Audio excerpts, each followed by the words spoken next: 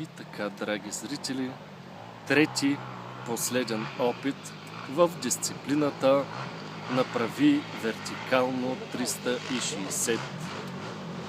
Подава нервно газ, усеща се мощта, мисля, че ще влезне в канавката. Тук други коментатори има. Мисля, че ще ми изядат хляба. Малки долни черпански педерашчета. Да.